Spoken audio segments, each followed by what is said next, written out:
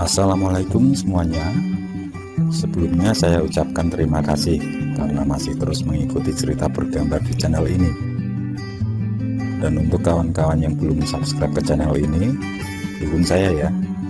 Klik tombol subscribe dan klik logo lonceng untuk bisa berlangganan gratis di video cerita bergambar selanjutnya. Oke, sebagai imbalannya kali ini saya akan coba menggambar sekaligus bercerita tentang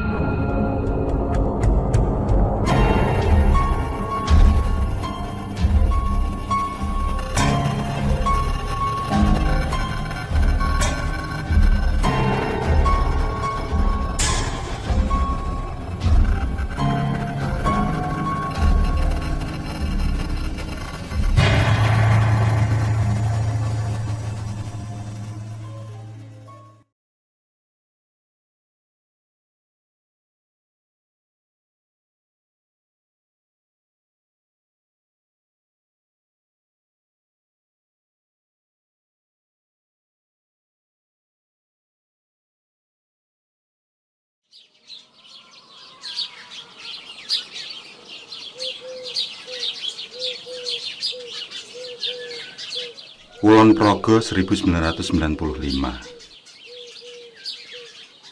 Kabut tipis masih bersemayam di sebuah perkampungan. Mungkin masih kerasan sehingga enggan untuk segera pergi. Tidak banyak terlihat orang berlalu lalang di pagi itu. Hanya terlihat segelintir anak sekolah berjalan beriringan, melewati hamparan sawah yang luas menghijau. Ada sendagura pada anak-anak itu, menggambarkan betapa damai hati mereka.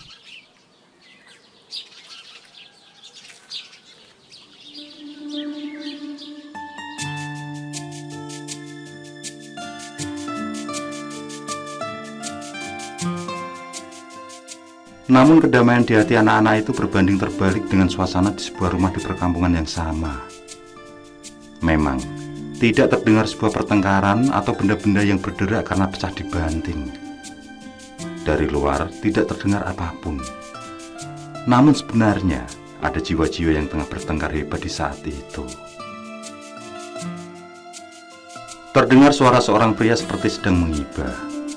Pria itu memohon-mohon.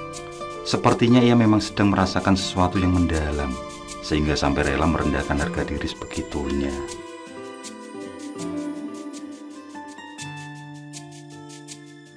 Tarmi, kumohon, kasihan Dino. Seorang pria berumur 30-an tampak mengurut sembari memegangi kaki yang dipanggil Tarmi. Tarmi hanya diam, tatapan matanya jauh ke depan. Angannya melayang entah kemana. Sang pria kembali menghibah. Tarmi, tolong bersabarlah. Kita bisa jualan makanan atau apalah buat kebutuhan kita sehari-hari. Tidak perlu harus jauh-jauh ke Arab. Yang penting selalu dampingi aku. Aku akan lebih giat bekerja. Wajibmu di sini membantu doa dan mengasuh Dino, bukannya pergi jauh, Tarmi. Tarmi memandang ke arah suaminya, lalu balasnya, Mas, aku pergi itu bukan untuk bersenang-senang, Mas. Aku pergi juga untuk kamu, untuk Denok, untuk masa depan kita, Mas. Kumohon pengertianmu, Mas. Nanti kalau tabunganku sudah cukup, aku pasti kembali. Meski sang pria terus mengibah, tapi Tarmi tetap bersikukuh pada pendiriannya. Sejenak kemudian Tarmi membelai rambut suaminya. Mas, maafkan aku, Mas. Aku memang harus pergi. Aku tidak mau hidup kita susah, Mas. Semua aku lakukan demi Denok, demi kamu, demi kita. Bukannya aku tidak bersyukur memiliki Denok. Memiliki suami yang lembut sepertimu adalah kebahagiaan buatku, Mas. Tanpa terasa, Tarmi mulai berkaca-kaca. Ia menyeka bulir benih yang mulai menetes. Aku sayang sama kalian. Dan seketika, pecahlah tangis pasangan suami istri itu. Mereka saling meratap, merasa benar dengan pendapat masing-masing. Marjo, sang suami, jelas tidak merelakan kepergian Tarmi. Sementara Denok yang tidak tahu apa-apa ikutan menangis. Tarmi memeluk erat anaknya, menciumi kening dan pipinya. Betapapun pedihnya, tekadnya sudah bulat. Semakin tak terbendung kepiluan di pagi itu. Ada perasaan sedih dan kehilangan menjadi satu. Si Denok yang hanya tahu bahwa ibunya akan ke pasar atau ke warung pun meronta ingin ikut. Ia menangis sejadi-jadinya. Denok, Mama hanya pergi sebentar kok. Ini cuma mau belanja ke pasar. Nanti Mama bawakan oleh-oleh. Bujuk Tarmi dengar tersendat, sembari menahan tangis agar tidak tumpah lebih banyak. Sesaat kemudian, Tarmi benar-benar melangkah pergi. Ia melepas sebuah kalung yang melingkar di lehernya, lalu memakaikan kalung itu di leher anaknya. Setelah itulah, Tarmi benar-benar melangkah keluar dari rumah yang sudah mereka kontrak selama hampir 5 tahun.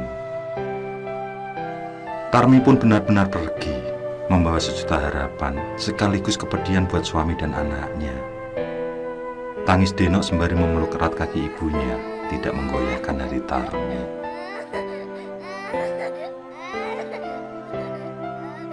Tidak ada kata-kata yang keluar baik dari mulut Marjo maupun Tarmi. Mereka semua terlarut dalam emosi masing-masing. Rasa pedih, sakit, rasa berharap, rasa kehilangan bercampur menjadi satu. Dan air mata yang mengalir mewakili semua rasa itu. Pandang Marjo mengikuti kendaraan yang membawa Tarmi sampai benar-benar tidak terlihat. Marjo makin tidak kuasa membendung air matanya.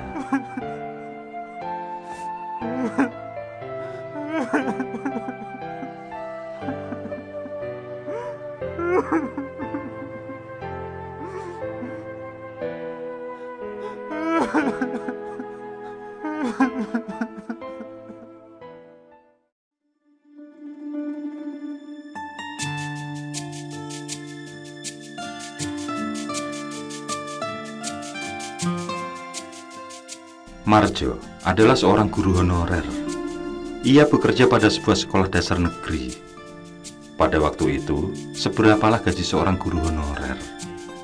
Bisa dibilang sangat jauh dari kata cukup. Toh Marjo tetap semangat dalam mendidik siswa-siswinya.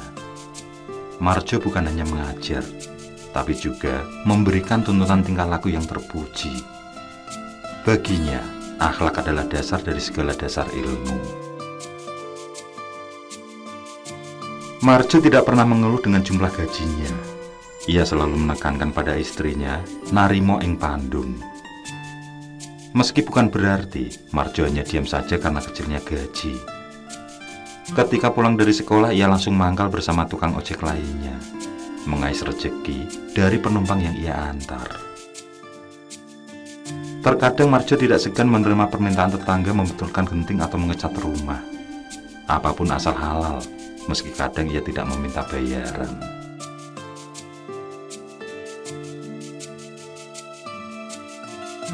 Siang itu selesai mengajar, Marjo tidak segera pulang. Ia mendapat panggilan dari kepala sekolah. Tentu hati Marjo menjadi tak karuan. Apalagi ketika teringat Denok ia titipkan pada tetangganya. Namun ia berusaha tetap tenang. Di ruang guru, Marjo rupanya sudah ditunggu. Dengan perasaan cemas ia pun menghadap. Pak Kepala Sekolah mempersilahkannya untuk duduk. Setelah berbasa-basi sebentar, Pak Kepala Sekolah menceritakan maksud memanggil Marjo. Rupanya beliau menginginkan agar Marjo tinggal di rumah dinas.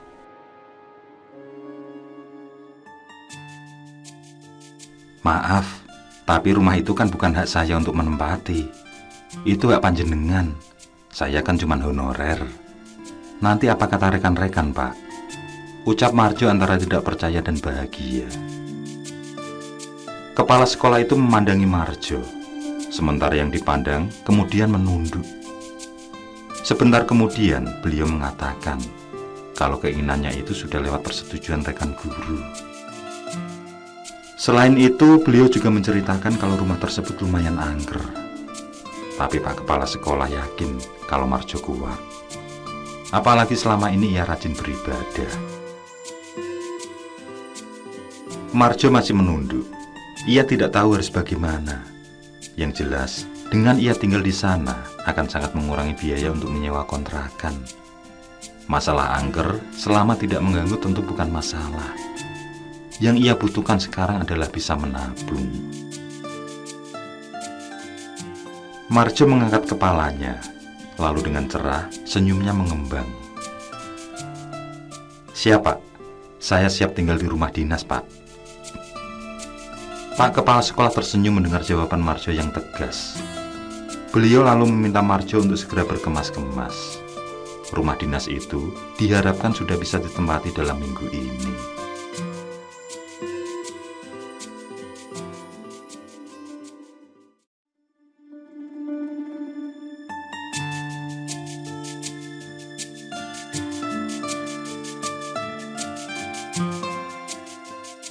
Begitulah cara Allah memberi kemudahan pada Marjo. Himpitan ekonomi yang ia rasakan mencekik leher, kini cekikan itu terasa longgar. Ia sudah hampir tidak tahu harus bagaimana ketika pemilik menaikkan sewa per tahunnya. Apalagi Denok sudah berumur 5 tahun dan mulai bersekolah. Penumpang ojek juga tidak seramai dulu. Adalah doa yang tiada henti Marjo panjatkan. Doa itu pun terkabul. Meski saat ini sifatnya hanya menumpang, ia tentu tidak akan melupakan kebaikan Pak Kepala Sekolah dan rekan-rekan guru yang lain. Tidak lupa berulang kali Marjo mengucapkan rasa syukur atas pertolongan itu. Kebahagiaan itu seketika berubah menjadi rasa sedih yang mendalam. Ia teringat Tarmi, istrinya. Entah bagaimana keadaannya. Apakah di sana ia juga mengalami kerinduan yang sama seperti yang ia rasakan? Apalagi ketika setiap Denok selalu menanyakan di mana mamanya, Marjo mengambil nafas panjang. Yang penting, ia akan bimbing Denok menggapai masa depannya. Denok harapannya kini. Denok pelipur lara baginya. Dan kini, ia harus bisa menjadi seorang bapak, sekaligus ibu untuk Denok.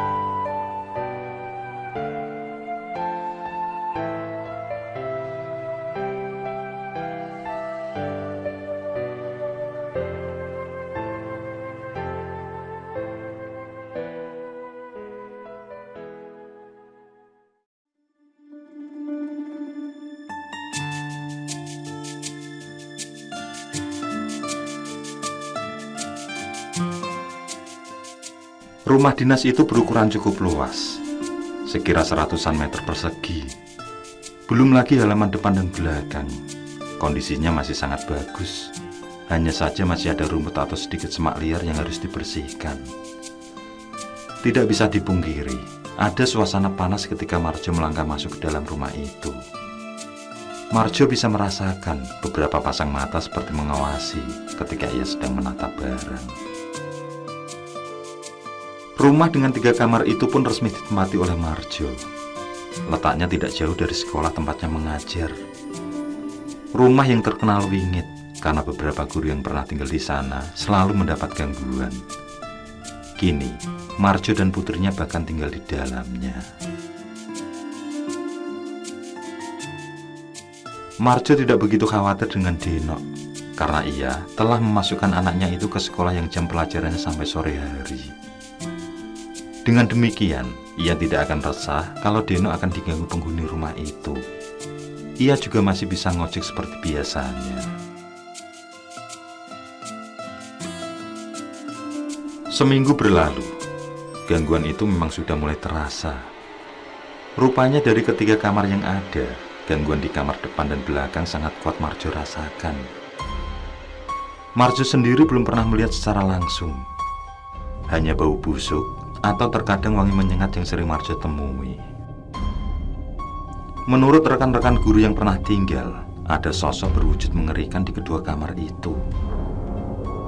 Sosok sundul bolong menghuni kamar depan, sedangkan sosok pocong berada di kamar belakang. Kamar tengah juga ada penunggunya berwujud seorang perempuan dengan wajah berdarah-darah. Namun kata rekan-rekan guru, sosok ini lebih santun. Pihak sekolah bukan tidak mau bertindak.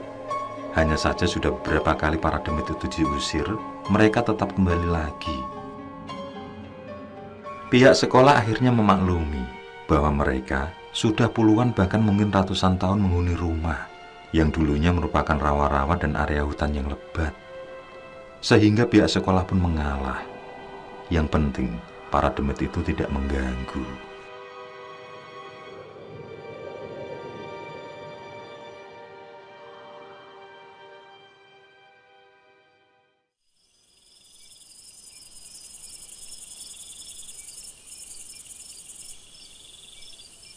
Marjo tengah terlelap bersama anaknya. Pekerjaan hari ini benar-benar menguras konsentrasinya. Hal itu menyebabkan rasa lelah yang luar biasa bagi Marjo.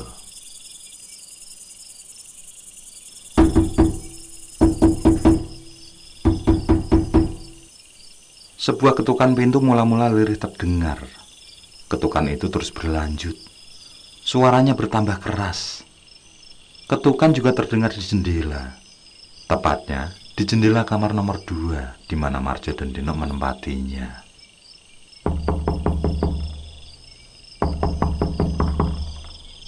Gorden jendela kamar itu mulai terhempas, padahal tidak ada angin yang masuk. Sesosok bayangan wanita berpakaian serba putih berkelebat menembus jendela kamar itu, lalu hilang entah kemana.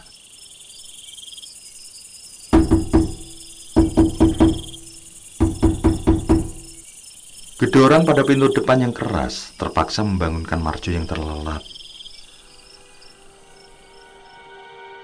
Lalu dengan hati-hati ia menuju ke arah sumber suara. Marjo waspada, takut kalau itu ulah orang jahat. Perlahan ia menuju ke pintu. Ia mengintip dari gorden yang sedikit tersibak. Meski remang, ia bisa melihat sosok perempuan tengah berdiri. Hatinya berdesir hebat. Ia sangat mengenali sosok perempuan itu. Tanpa pikir panjang, Marjo membukakan pintu. Di sana terlihat olehnya perempuan itu tersenyum padanya. Marjo terpana. Ia nyaris tidak percaya. Benar-benar seperti mimpi. Tarmi pulang, istrinya pulang. Betapa bahagia seketika ia rasakan. Ia sambut istrinya. Ia peluk dengan erat. Ia ciumi dengan ragus. Bahkan ia lakukan ketika masih di luar rumah. Menyadari itu, Marjo segera mengajak Tarmi masuk. Marjo tidak sempat menanyakan kabar dan bagaimana atau segala tetek bengek tentang istrinya yang pulang. Ia terlalu lelah untuk merindu. Marjo terlalu sakit ketika ditinggal pergi. Maka ia pun segera memeluk istrinya kembali. Dua insan itu pun larut dalam sebuah luapan rasa. Marjo dan Tarmi semakin bergelora. Di sofa depan itu, keduanya saling berangkulan, memadu kasih. Mereka saling meluapkan rasa rindu. Marjo ingin segera menyalurkan hasratnya. Ia sudah akan melucuti pakaian Tarmi. Ketika itulah, tangan Marjo merasakan sesuatu yang aneh. Basah dan lengket. Merasa kurang nyaman, sejenak Marjo menghentikan pergumulannya dengan Tarmi. Ia menarik diri dan memandangi kedua tangannya. Tersentak Marjo melihat kedua tangannya yang berlumuran darah. Apalagi ada banyak belatung merambat dan berloncatan. Ia pandangi Tarmi, namun sangat terkejutnya Marjo. Perempuan yang berada di depannya itu ternyata bukanlah Tarmi. Perempuan itu berwajah pucat, seperti tatar aliri darah. Tatapan mata perempuan itu pun sangat menakutkan. Perempuan itu menyeringai, lalu berdiri dan terbang meninggalkan Marjo. Meninggalkan sebuah tawa yang mengerikan. Apalagi sangat jelas bagi Marjo, punggung perempuan itu berlubang. Perempuan itu sundul bolong. Marjo terpaku dalam ketakutannya. Ia mengira sundul bolong itu pergi, Tapi tanpa Marjo sadari, sundel bolong itu tiba-tiba sudah berdiri di hadapannya. Masih dengan tertawa yang menyeramkan. Sundel bolong itu seperti tidak mengajak Marjo untuk kembali bercinta. Tentu saja Marjo berontak, berusaha menghindar dari pelukan sundel bolong itu. Keringat dingin membasahi segusur tubuh Marjo. Berulang kali, ia melantunkan istighfar, mengambil nafas panjang. Lemas ia rasakan.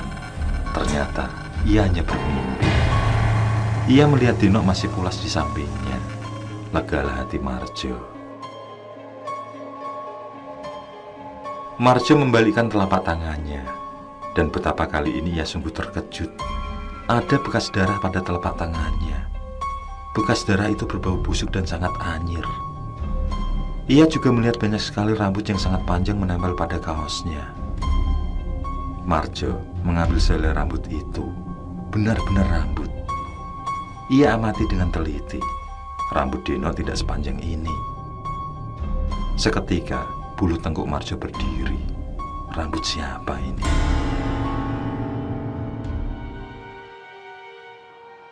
Tak habis pikir, bagaimana mimpi itu benar-benar menjadi nyata. Darah pada telapak tangannya benar-benar nyata. Ia pandangi darah yang tersapu air ketika mencuci. Ia ingat saat meraba punggung taruh. Di saat itulah tangannya merasakan sesuatu cair yang lengket. Bercumbu dengan sundel bolong itulah pengalaman pertama yang Marjo alami di rumah dinas. Tentu saja sangat menakutkan baginya. Namun ia harus tabah. Ia harus sabar. Yang penting ia harus melindungi Denok. Bagaimanapun apa yang terjadi, ia harus menjaga Denok.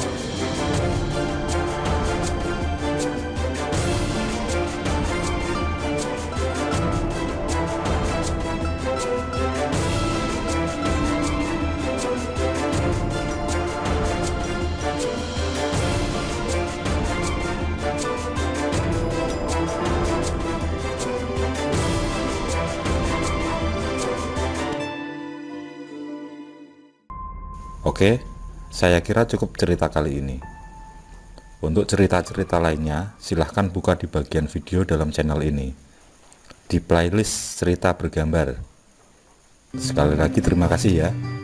Jangan lupa like, komen, share juga boleh. Dan untuk yang belum subscribe, langsung klik tombol subscribe.